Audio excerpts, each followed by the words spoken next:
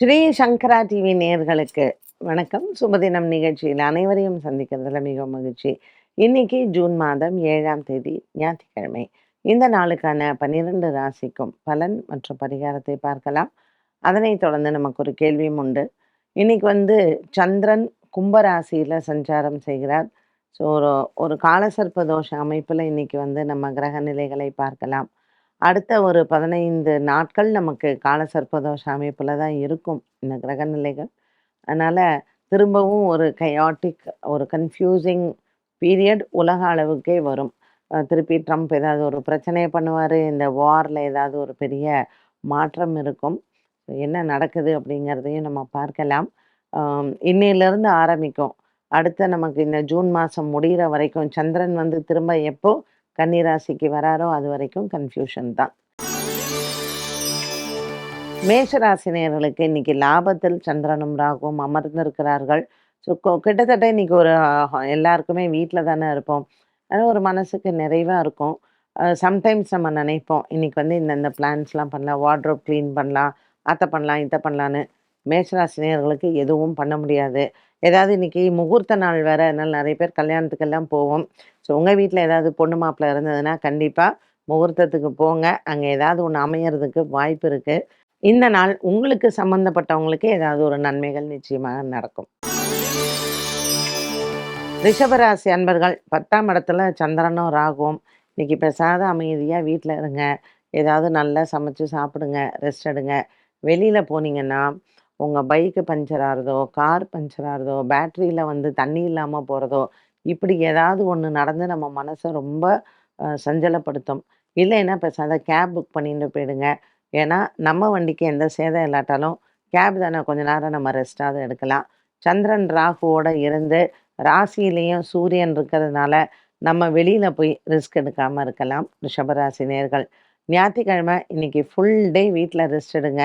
ஏதாவது உங்களுக்கு வேணும்னா வெளியில் கூட வாங்கி சாப்பிட்டுக்கலாம். லேடிஸ்க்கு இன்னைக்கு நல்ல ஒரு அருமையான நாள் ரெஸ்ட் எடுக்கிறதுக்கு. மிதுன ராசி நேயர்களுக்கு பாக்கியத்தில் சந்திரனும் ராகும், ராசியில் சுக்கிரனும் புதன். சம்டைம்ஸ் நம்ம சொல்லுவோம்ல, நம்ம செஞ்ச பாவம்லாம் தீர்றதுக்கு என்னடா பண்ணலாம் அப்படின்னு. ஸோ மிதுன ராசி நேயர்கள் இன்னைக்கு சில தான தர்மங்கள் எல்லாம் பண்ணுங்க. முடிஞ்ச வரையில் கோவிலில் ஒரு கோஷாலாக்கு போயிட்டு மாடுகளுக்கெல்லாம் ஏதாவது வாங்கி கொடுங்க. இப்படி புண்ணியங்களை சேர்த்துக்கக்கூடிய ஒரு நாள் இந்த நாள். இது எல்லா நேரத்துலையும் கிடைக்காது. இப்போ கிடைச்சிருக்கு, நம்ம பயன்படுத்தலாம். ஸோ சேரிட்டி பண்ணுறதுக்குன்னு ஒரு சில நாட்கள் நம்ம செஞ்சோன்னா இதில் நமக்கு நல்ல லாபம் எல்லாம் கிடைக்கும். எப்போவுமே மனிதன் சுயநலம் தானே. ஸோ இன்னைக்கு மிதுன ராசிக்காரர்கள் புண்ணியத்தை சேர்த்துக்கிறதுக்கு சுயநலமாக இருக்கலாம். கடகராசி அன்பர்கள் ரொம்ப கன்ஃபியூஷன் இருக்கும். அதுவும் பூச நட்சத்திரக்காரர்களுக்கு இன்னைக்கு சந்திராஷ்டமம். ஸோ ராசிநாதன் சந்திரன் ராகுவோட போய் 8ஆம் இடத்துல இருக்காரு. ராசியில் குரு பகவான் இருக்காரு. 6க்கும் 8க்கும் சந்திரன் ராகு, இதில் குருவும் நம்ம சேர்த்துக்கலாம். ஸோ கடகராசி அன்பர்களுக்கு இன்னைக்கு உடல் ஆரோக்கிய குறைபாடுகள் வர வாய்ப்பு இருக்குது. ஞாயிற்றுக்கிழமை வெளியில் போய் சாப்பிட்டீங்கன்னா கண்டிப்பாக ஸ்டமக் அப்செட் ஆகிறதோ, ஃபுட் பாய்சனிங் ஆகிறதுக்கும் வாய்ப்புகள் அதிகம் உண்டு. ஸோ உங்கள் உணவு பழக்க வழக்கங்களில் கவனமாக இருங்க. சிம்மராசினியர்களுக்கு இன்னைக்கு ராசியில் கேது, 7ஆம் இடத்துல சந்திரன் ராகு. கணவன் மனைவிக்கு இடையே நல்ல வாக்குவாதம் எல்லாம் வரும். பேசாமல் இன்னைக்கு வாயே திறக்காதீங்க. உங்களுக்கு இருக்கக்கூடிய அபிப்பிராயங்களை அடுத்தவர்களிடத்தில் பகிர வேண்டாம். அபிப்பிராய பேதங்கள் வருவதற்கான வாய்ப்புகள் அதிகம் உண்டு. உங்கள் குடும்பக்காரக்கன் சுக்கிரன் லாபத்தில் சுக்கிரனோட இருக்கிறதுனால ஃபேமிலி லைஃபோ இல்லை உங்களுடைய குடும்ப வாழ்க்கையோ சந்தோஷமாக இருக்கும். ஆனால் கணவன் மனைவிக்கிடையே கருத்து வேறுபாடுகள் அதிகமாக வரும். கன்னிராசி நேயர்களுக்கு பல நாட்களாக இருந்து வந்த ஒரு சில மனசோர்வு இன்று தீரும். கன்னிராசி அன்பர்களுக்கு 10ஆம் இடத்தில் சுக்கிரன் புதனும் இருக்காங்க. அதனால சின்ன சின்ன விஷயங்களுக்கு கூட ஒரு போராட்டம் பின்னர் தீரும். ஒரு நல்ல மனதில் வலிமையான ஒரு நாளாகவும் இருக்கும். தைரியமாக நீங்கள் முடிவெடுக்கக்கூடிய ஒரு சில விஷயங்களை இன்று பேசி முடிக்கலாம்.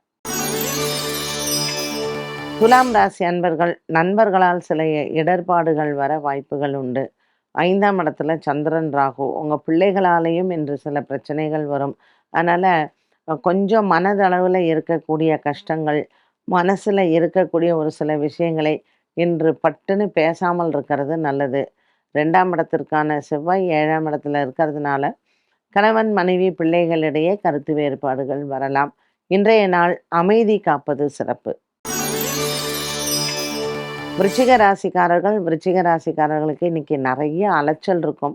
இருந்தாலும் மனதிற்கு நிறைவும் இருக்கும். சில ஃப்ரெண்ட்ஸோடலாம் சண்டே ஃப்ரெண்ட்ஸை மீட் பண்ணலான்னு போவோம்ல, கண்டிப்பா வாக்குவாதம், சண்டையெல்லாம் வரும். அதனால உங்க பக்கம் நியாயம் இருந்தாலும் கூட மற்றவர்கள் ஏற்றுக்கொள்வது சற்று சிரமமாக இருக்கலாம். விருச்சிக ராசி நேயர்களுக்கு இன்றைக்கு நெறைய ஏமாற்றங்கள் காத்திருக்கிறது. ஸோ இது எல்லாத்தையும் தாண்டி தான் நம்ம வந்து இன்னைக்கு சண்டேவ நகர்த்தணும். ஸோ எதுக்கு வம்பு? ஃபேமிலியோட இருக்கிறது பெட்டர். தனுசு ராசி நேயர்களுக்கு காதல் வாழ்க்கை சிறப்பாக இருக்கும். சம்டைம்ஸ் நம்ம வீட்ல இன்னைக்கு சொல்லலாமா? நாளைக்கு சொல்லலாமா? இப்படியெல்லாம் நெறையா யோசனைகள்ல இருப்போம் இல்லையா? ஸோ நீங்க திருமணத்த முடிவு பண்ணிட்டீங்கன்னா, இன்னைக்கு பெற்றோர்களிடத்தில் பகிர்ந்துக்கோங்க. ஒரு சிலருக்கு உங்க தசா காலங்கள் நல்லா இருந்தா கிளிக் ஆகும். தசா காலங்கள் நல்லா இல்லைன்னா சண்டையில போய் முடியும். ராசிநாதன் குரு 8ஆம் இடத்துல இருக்காரு. கொஞ்சம் திருமண விஷயத்துல மனக்குழப்பங்கள் வந்தாலும் கூட 7ஆம் இடத்துல சுக்கிரன், புதன் இருக்கிறதுனால சக்சஸ் ஆறதுக்கான வாய்ப்பு அதிகம். மகர ராசி நேயர்களுக்கு கொஞ்சம் மனக்குழப்பம் இருக்கும். ஏன்னா 2ஆம் இடத்துல சந்திரன், ராகு இல்லையா? பட் நல்ல ஒரு அமைதியான நாளாகத்தான் இருக்கும். ரொம்ப நாளா நம்ம நினைப்போம், இந்த வேலைய நம்ம முடிக்கணும்னு. ஆனா 6 மாசம் அது எப்படி இழுத்துக்கிட்டே போகும். அந்த மாதிரியான விஷயங்கள்லாம் இன்னைக்கு பட்டு பட்டுன்னு முடிப்பீங்க.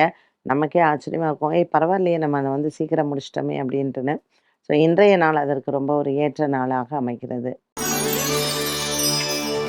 கும்பராசிக்காரர்களுக்கு ராசியில இருக்கக்கூடிய ராகு, சந்திரன் கொஞ்சம் ஒரு விதமான மன கஷ்டங்களை கொடுக்கலாம்.